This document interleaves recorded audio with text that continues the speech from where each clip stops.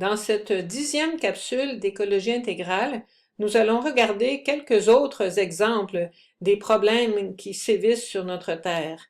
Autrement dit, quelques conséquences des abus que nous faisons subir à la Terre. Si vous suivez l'actualité, vous avez noté sans doute qu'il y a eu beaucoup plus d'ouragans, de tempêtes tropicales, de typhons et de cyclones que dans les années précédentes. Ça a été une année très marquée par le nombre de ces tempêtes-là, au point qu'ici en Amérique, on a manqué de lettres pour donner des noms à tous les ouragans. On est allé chercher même des lettres de l'alphabet grec pour continuer à leur donner des noms. Donc, les effets sur les êtres humains sont importants. À chaque fois qu'il y a des ouragans qui s'abattent sur des zones où il y a des populations, c'est de la destruction, c'est des morts, c'est de la souffrance, c'est des années des fois à se remettre des conséquences de tout cela. Et sans compter aussi tous les coûts financiers, les maisons d'assurance, les compagnies d'assurance savent très bien là, que le problème est là. Alors, des inondations, il y en a de plus en plus. Au Québec, on a entendu parler peut-être un peu moins cette année, mais dans les années précédentes, il y a eu plusieurs situations d'inondation. On peut en parler aux gens qui sont à Sainte-Marthe-sur-le-Lac, par exemple. Et ça, c'est juste un exemple parce que à l'échelle de la planète, c'est de plus en plus de gens qui vont souffrir des inondations. Et on pense que d'ici l'an 2100, donc d'ici le prochain siècle, il devrait y avoir 400 millions de personnes qui vivent dans les régions côtières qui vont être englouties par la montée des océans ou qui vont en tout cas subir de très graves conséquences. 2100, ça a l'air vraiment loin. Mais les enfants qui naissent maintenant, nos petits-enfants qui sont des bébés ou des petits-enfants, risquent fort de voir ça s'ils vivent jusque dans les 80 ans.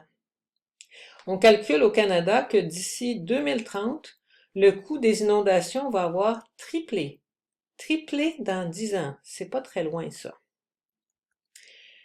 Donc, des scènes comme ça, là, on en verra un peu partout. C'est quelque chose qui est assez impressionnant là, quand les eaux arrivent chez vous, puis que ce qui semble être un milieu tranquille et paisible devient tout à coup inhabitable et qu'on doit se réfugier, fuir. À l'inverse, il y aura aussi de plus en plus de sécheresse. Les zones désertiques vont prendre de plus en plus d'ampleur. Ça veut dire des problèmes pour nourrir les gens, des problèmes de perte de troupeaux, en particulier dans les pays qui vivent déjà des sécheresses. On pense à, par exemple, des pays d'Afrique, mais aussi des pays d'Amérique latine, et même la Californie, hein, qui devient de plus en plus sèche. Et là, on parlera aussi des changements de fréquence dans les incendies, dans les feux de forêt. Cette année, on a beaucoup entendu parler des incendies en Californie. Il y a même des magnifiques vignobles très connus qui produisent d'excellents vins de Californie qui ont disparu dans les feux. Les gens qui vivent là-bas ont vraiment l'impression d'être plongés en enfer. Et la fumée s'est faite voir là, à des distances très, très importantes.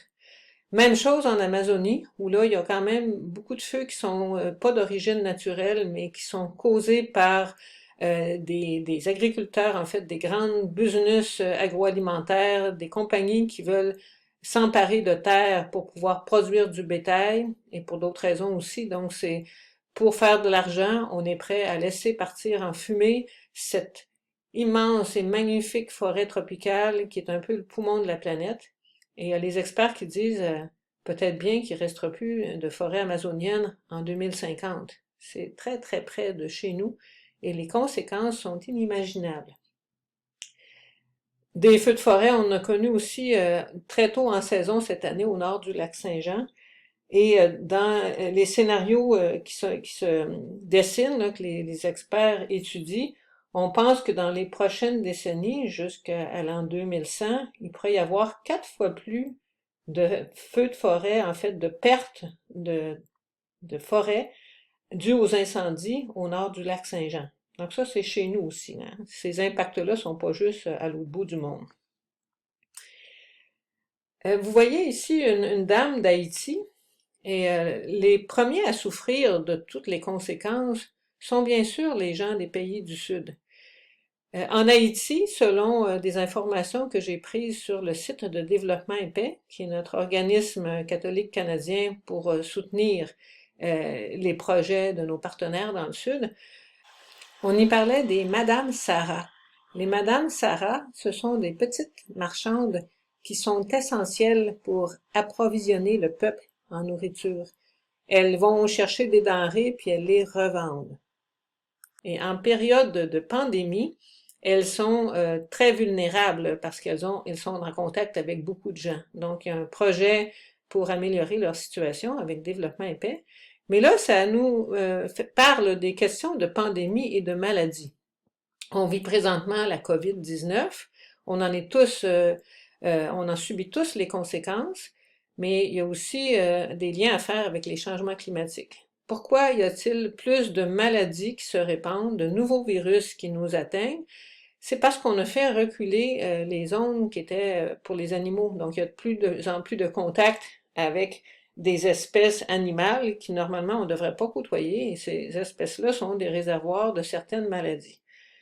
Et on va voir dans les prochaines années aussi augmentation de différents types de maladies tropicales. La maladie de Lyme, là, avec les tiques, se répand de plus en plus, même chez nous au Québec. La Zika, dont on a entendu parler il y a une couple d'années, ça s'est répandu aussi. La malaria va rejoindre des zones où elle n'était pas avant.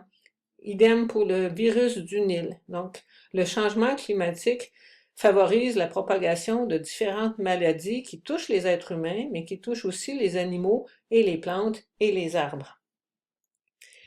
Et on pourrait parler aussi de d'autres types de conséquences sur la santé humaine des changements climatiques. Quand il y a des catastrophes, il y a des morts directes là, par ceux qui sont affectés par la catastrophe comme telle, mais il y a aussi des gens qui meurent carrément de chaleur, parce qu'il y a une vague de chaleur ou parce qu'ils arrivent dans une zone où le corps humain peut plus supporter des températures qui sont trop extrêmes. Et ça rend l'approvisionnement en eau plus difficile et aussi des maladies reliées à la qualité de l'eau potable. Donc, il y a toutes sortes de conséquences qui sont pas si loin que ça de nous, mais qui touchent aussi en premier, je le répète, les personnes les plus vulnérables des pays pauvres. La semaine prochaine, on continuera à regarder les conséquences, en particulier sur la biodiversité.